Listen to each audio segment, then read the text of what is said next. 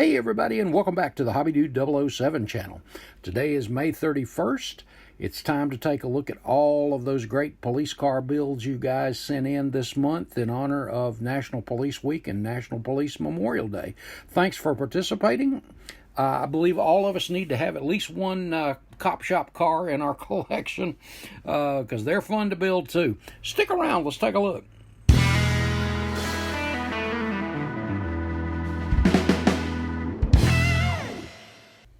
I want to take just a moment and reflect on yesterday, Memorial Day.